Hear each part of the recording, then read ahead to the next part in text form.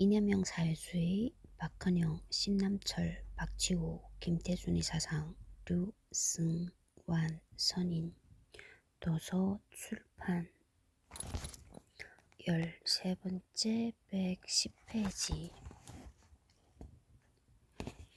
저자 양력, 류승완, 류정완, 성균관대 유학과 마침, 같은 대학원 동양철학과 중국철학 전공 석사 마침, 입학 후 23년 만에 박사학위 마침, 학위 취득 후 중국 철학사 강의. 지금은 동아시아 사회주의와 한중 근현대 사상의 교류를 연구하고 있음. 그동안 사람과 사람, 사람과 자연이 더불어 살아가는 세상을 꿈꾸며 1999년 북한 어린이 돕기 백두대간 종주, 2002년 한일 평화 도보 대장정, 2006년 전국 해안선 도보 일주, 2008년 전국 강따라 도보 순례, 2010년 일본 시코쿠 도보 순례에 참여하였음. 티즈 분석 양성주 화백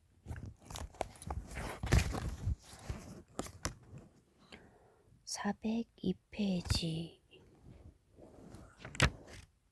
참고문헌 최규진 코민테른 6차 대회와 조선 공산주의자들의 정치 사상연구, 성균관대 박사학위 논문 1996, 현재원 해방기 연극운동 연구, 성균관대 박사학위 논문 2000,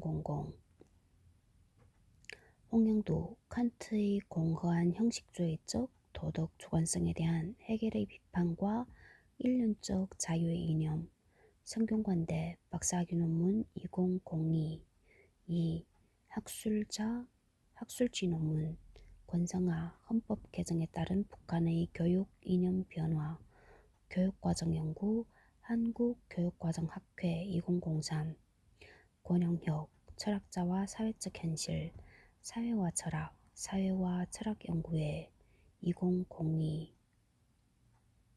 권인호, 한국 근대 철학, 왜 그리고 어떻게 할 것인가, 시대와 철학, 한국 철학사상연구회 1995, 김경일, 일제하 노동자 계급의식과 노동운동, 역사 비평 1990 겨울, 김교빈, 남북한 철학의 비교와 반성, 인문과학연구, 가톨릭대 인문과학연구소 1998, 동아시아 근대 민중운동에 나타난 유토피아 사상, 시대와 철학 1999, 동양철학 어떻게 할 것인가, 오늘의 동양사상, 이해문 동양사상 연구원 1998, 우리 철학의 길 동서철학연구, 한국동서철학회 2000, 김동민, 일제하조선 동아일보 민족지연나 역사비평 1990 겨울, 김동애, 다시 보는 덩중샤 한성사학 10일 1999, 김세균, 세계 사회주의 운동과 박헌영 진보평론 2005,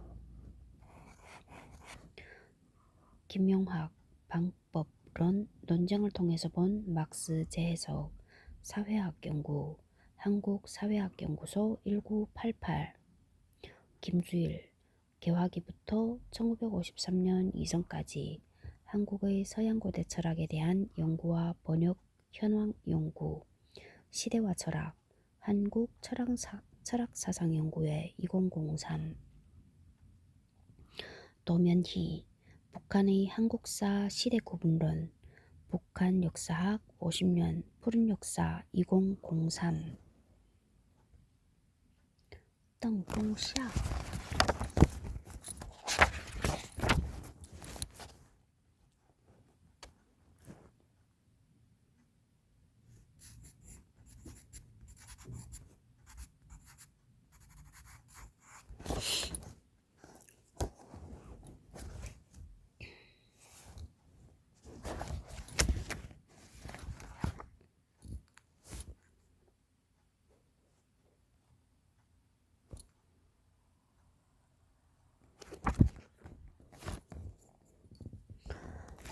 110페이지 이념형 사회주의 박헌영, 신남철, 박지우, 김태준의 사상.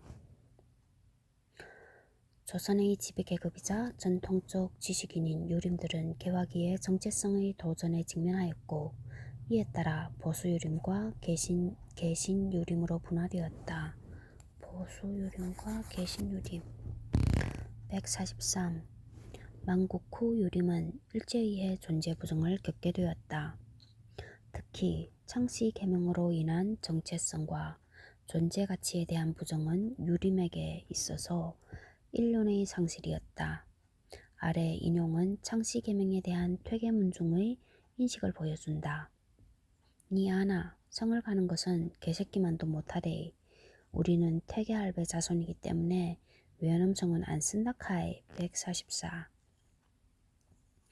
이처럼 유림의 전통적 가치관은 일본이 내세운 동아시아 또는 식민지 근대화 논리와 타협하기 어려웠다. 유교는 동아시아 농경사회에서 2000년 이상 지배 이데올로기로 존속해온 전통적 농업사회의 이데올로기였다. 145. 유교는 농업사회의 계층적 노동 분업 질서를 반영하는 지배 이데올로기였다. 146. 그 핵심은 종법, 중파의 장자상속 즉 장자에 의한 가업, 자예의 독점적 승계와 봉제사, 펑지스의 의무복과를 의미한다. 이 종법의 연쇄고리는 유교의 존재 이유라고 할 수 있다. 장자상속과 봉제사의 연쇄를 통해서 동아시아 전통사회의 노동분업적 계층 질서는 안정적으로 유지되어 왔다. 그리고 이 질서는 일륜이라는 보편적 유토피아를 이데올로기적으로 요청하였다. 전통유림은 이 보편적 일륜을 의심치 않았다. 그것은 국가의 운명보다 더 중요한 세계 질서였다. 유교인에게 성을 바꾸라는 것은 수천 년 이어져 온 종법의 원리를 부정하고 나아가 보편적 인륜 가치를 저버리고 인간이 아닌 금수, 진셔로 살라는 말이다. 그러나 공자와 맹자의 절대적 이념은 짐승과 인간의 경계를 긋는 전환적 사건임을 기억한다면 인류가 그전으로 돌아갈 수 없고 돌아가서는 안 될 인간 시원적 런지언시웬더 의미를 지니고 있는 것이다. 147.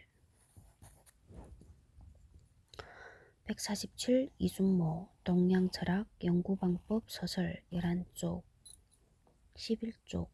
신남철은 전통가치에 충실했던 보수유림을 개결 청렴하게 고저를 지킨 꾸지의 신남철. 전조 젠초의 특권계급 급지 유림 루린으로 평가했다. 148. 111페이지 148. 신남철 정세파학과 과학 전환계 이론 백양당 1948 49쪽. 보수유림의 비타협적 가치관은 개신유림들의 항일투쟁에 그대로 연결된다. 149. 대표적인 개신유림을 든다면 박은식, 신채호, 이상룡, 허위, 신교식, 김좌진, 안희재, 유근, 장지연, 김동삼, 박상진, 이광구, 나인영, 이기, 홍필조 등을 들 수 있다. 정욱재, 한말, 일제하 유림연구 26쪽 3조. 관서의 대표적 보수유림이며 김구의 스승이기도 했던 후조, 허우띠오, 고성로, 꺼우시루에 의한 유인석의 의병투쟁에 대한 평가는 이를 잘 보여준다. 의암이 사업은 성공치 못하였으나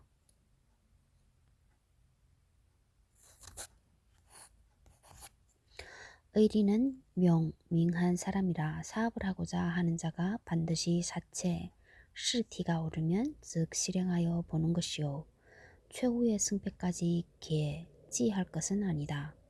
지금 조선이 일본에 병합된 후로 조선 사람으로서 당연히 할 것은 독립운동뿐이다. 150. 150 고후조 의용실기 정옥제 위의 논문 33쪽 제2용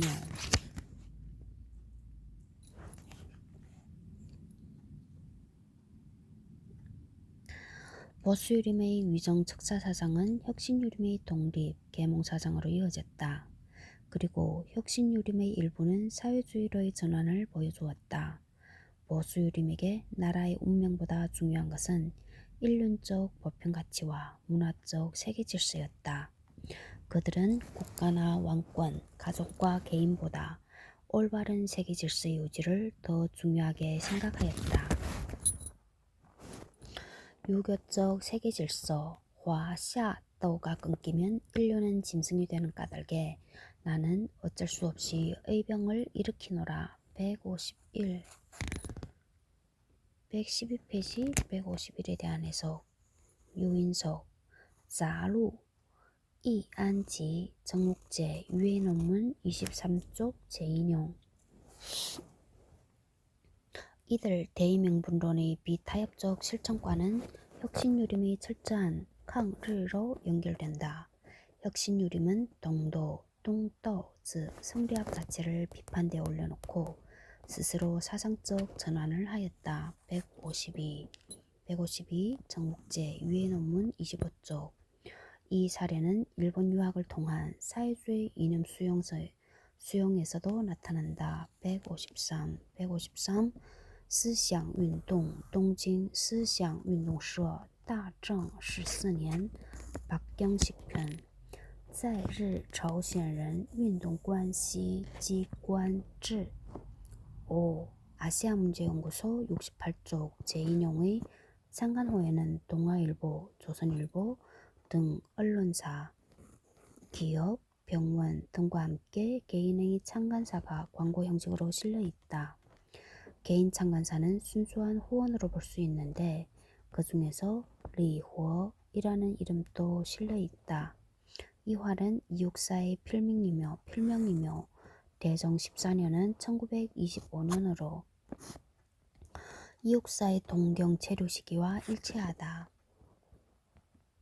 한국의 사회주의가 서유럽의 사회주의 운동의 기원과 달리 식민지 민족의 특성을 갖고 있음이 확인되는 것이다. 154 반병룰 한국 사회주의 운동의 기원에 관한 새로운 세대의 학문적 결산 역사와 현실 한국역사연구회 2004 361쪽 혁신유림의 사회주의 수용 양상은 조공의 조직 전통에 대한 박치우의 설명에서 크게 벗어나지 않는 것이다. 일제히 조선민족에 대한 정치적 압박과 테러적 박해를 공산주의 운동과 공산주의자에게 집중하였고 조선민족의 반항정신과 항일적 정열은 모두 이 운동 가운데로 혹은 열혈, 르쇠가 되어 혹은 스도 겁내지 않는 용기가 되어 가지가지 용감한 역사와 길이 후세에 전할 지하투쟁의 전설을 만들어 놓고 요명무명의 다수한 영웅과 전사를 배출시킨 것이다. 더구나 대동아 전쟁의 마수 아래 생사의 고통을 겪고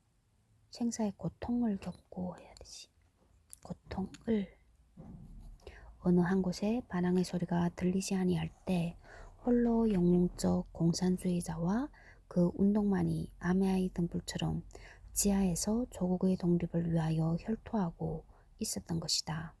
우리는 건국 도상 창립 21년이란 오랜 전통을 가진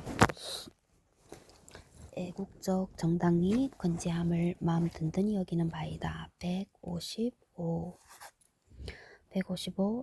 现代日报社说 민족해방운동과 공산주의운동 조공 창립 21주년의 기함 1946년 4월 17일 테러적 박해는 테러, 고문 등 경찰력을 동원한 탄압을 말함.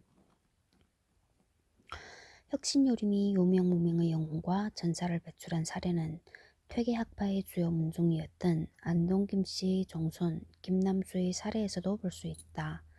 제3차 조공의 중앙위원 김남수는 양반 출신으로서 형평사 운동과 도산서원 철폐운동에 나섰다.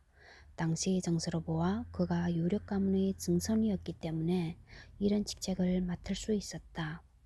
그의 도산서원 철폐운동을 막아야 할 퇴계의 종손들도 사실상 같은 길을 가고 있었다.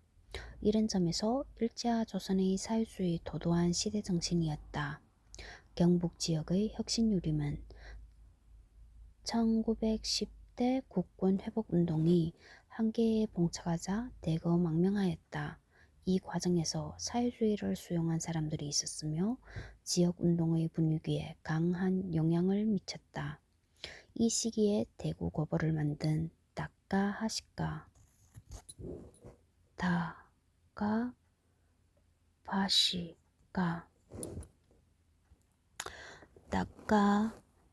다카하시카, 가오차오헝 156, 가오차오헝 1878부터 1967, 22, 89세, 다카바시카 1902년 일본 동경제국대학 한문학과 졸업, 조선 총독부 종교조사 촉탁, 조선 도서조사 촉탁, 한글 절차법 유언, 경성고보 교수, 대구고보 교장, 경성제국대학 창립위 간사, 경성제국대 법문학부 교수, 해화전문 현 동국대 교장, 경학원 재학, 명륜연성 소장, 현 성균관대, 조선 루떠 연합회 부회장 역임, 1919년 동경제국대학에서 조선의 교화와 교정이라는 논문으로 박사학위를 취득한 그는 1945년 패전 후 일본으로 돌아가서 티알리 따 교수, 조선학회 부회장 등을 역임하며 조선학의 권위자로 군림했다. 그는 죽을 때까지 조선인을 쩌화시키고 교정하면서 한반도의 지식사회에 영향력을 행사했다. 그의 영향력은 한국의 친일요림 1~5세대에게 그대로 이어져 이른바 퇴계학을 국제화시키는 토대가 되었다. 이렇게 국제화된 퇴계학이란 퇴계학파의 정신을 거시한 다카하시의 가짜 퇴계학과 무관하지 않다. 박정홍을 교유, 教育로 불러서 퇴계학 연구를 수행한 배경은 정통유림의 민족해방투쟁과 사회주의화에 대응하는 친일유교의 학술적 이데올로기 작업, 바로 그것이다. 다카하시카 가오쩌헝이 다카하시카 조선 총독부의 촉탁으로 항일전쟁을 벌였던 영남의 유림들을 조사하던 중 그들의 책상 위에 한결같이 퇴계집이 놓여있는 것을 보고 항일유림의 사상적 배경을 무력화하기 위하여 그것을 연구하기 시작하였다고 한다.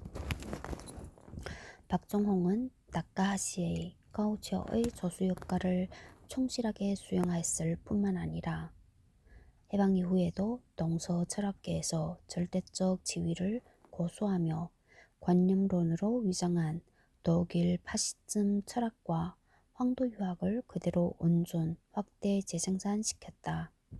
유교적 관점에서 보면 친일유교와 황도 유학파는 가짜 선비이며 157, 114페이지 157 공자는 룬위에서 이런 가짜 선비를 쌍윤이라고 부르면서 덕을 훔치는 도둑, 드어즈제이에이라고 규정하였다.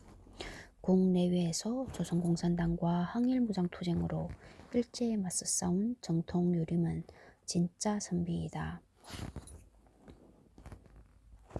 퇴계학파의 경우 그 제자들과 후손들은 국내에서 조선공산당의 창건으로 만주에서는 무장투쟁으로 피어린 항일전쟁을 수행하고 있을 때 다카하시와 그의 조수 박정홍은 퇴계학의 본령은 하루 종일 방 안에 가만히 앉아서 마음을 닦는 경례에 있다는 허구적 논리로 퇴계의 본질을 왜곡하였다.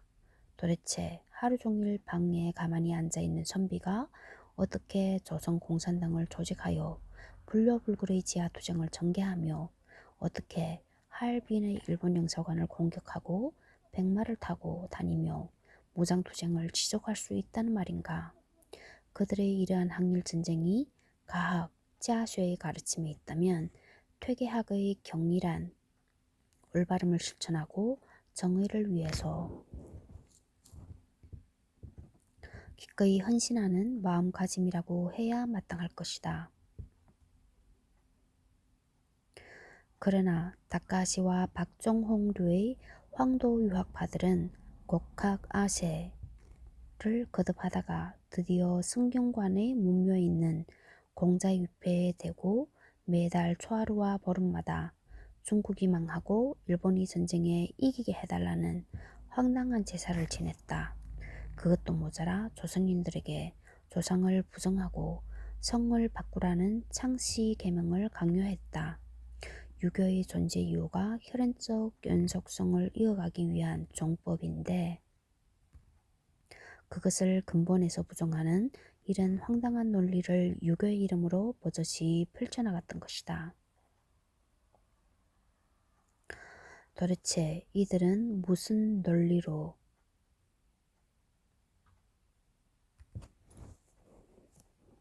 공자에게 이런 제사를 지냈으며 이런 제사를 또 무슨 논리로 정당화하면서 조선인들을 동원했을까? 무슨 근거로 유교의 존재 이유인 종법을 부정하는 이런 주장을 유교의 이름으로 강요할 수 있었을까?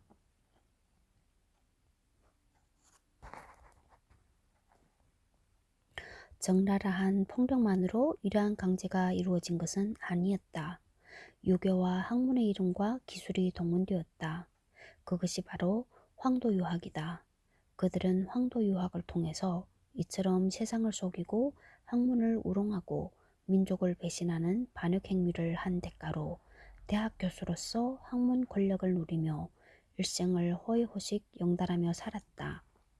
우리가 주목해야 될 점은 다른 종교단체나 학문 영역에서는 적어도 한두 번은 친일청산의 문제가 거론된 것과는 달리 유교계에서는 해방 이후 지금까지 단 한 번도 이 문제가 제기된 적이 없다는 점이다.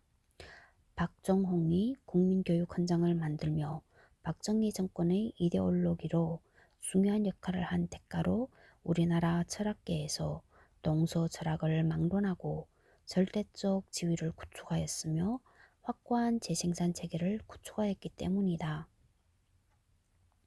한국의 철학계는 자기 검열을 통해서 친일, 파시즘, 협력행위 등에 대해서 문제를 제기할 만한 젊은 연구자들이 교수가 되는 길을 합법적으로 차단해왔다. 158, 115페이지 158에 대한 해석 2010년 7월 4일 하이데거의 수지사인 폰 헤르만으로부터 직접 배운 신상희 박사 건국대 비정규 교수가 자결한 사례는 이 점을 잘 보여준다.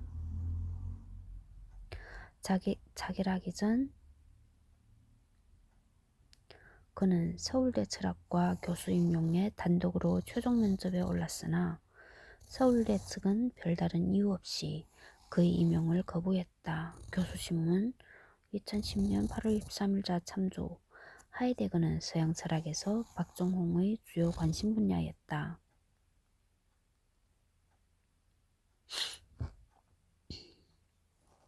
이 점은 유교계와 유교학계도 마찬가지 사정이다.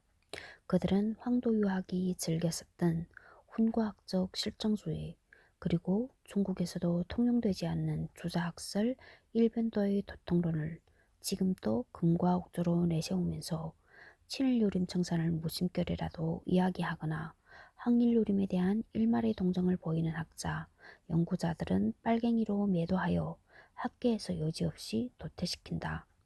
이럴 때 만약 상대가 녹록지 않거나 사정이 여의치 않을 경우 불법적 수단도 서슴지 않는다.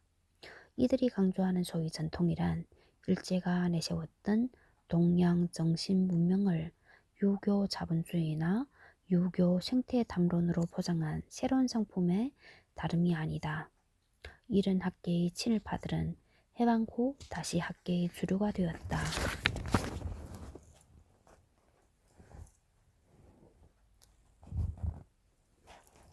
은밀하게 세력화된 이들은 왕산, 허위나 159, 116페이지 159에 대한 해석. 왕산, 슈웨이 1854, 1909, 1908년 46, 54. 성균관 박사, 대한제국 평리원장, 대법원장 역임, 퇴계학파의 수문인 허영식의 삼촌. 이육사에 의해 종좁다. 왕사는 1907년 13도 창의군 군사장으로서 서울 수복을 위한 왕심리 전투를 지휘하였다. 이듬해인 1908년 일제의 포로가 된 그는 서대문 형무소 사형수 제1호로 순국하였다. 신문 과정에서 왕산의 인품에 감동한 조선 헌병사령관 악하신인 그를 조밍하려 하였으나 왕산은 거절하였다. 심산, 신산, 김창숙 160, 신산, 징창수 1879부터 1962, 83세. 성균관대학 초대 총장, 대한민국 임시정부 의정원 부원장, 세로군정서 군사선전위원장 역임, 남명학파의 수문인 남명조직의 손자 사위인 동강 김무용의 후손이다. 1926년 의열단은 나석주의 동양측식회사 폭파 의거를 지휘하였다. 이듬해인 1927년 상해에서 체포되어 국내로 압송된 그는 고문 끝에 안전뱅이가 되었다. 해방 직전 비밀리에 조직된 건국동맹의 남한 책임자로 초대되었고 해방 후에는 이승만을 반대하는 반독재 민주화투쟁을 벌린 끝에 성균관대학교 총장, 성균관장, 유도회 총본부장 등 모든 공직에서 쫓겨나 불구의 몸으로 여관방에서 서거하였다. 병상에서 박정희 방문을 받았을 때 그는 돌아누웠다. 단재 신채호.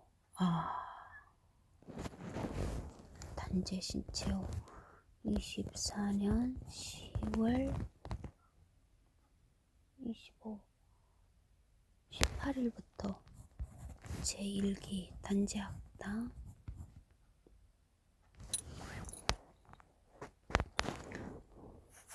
161.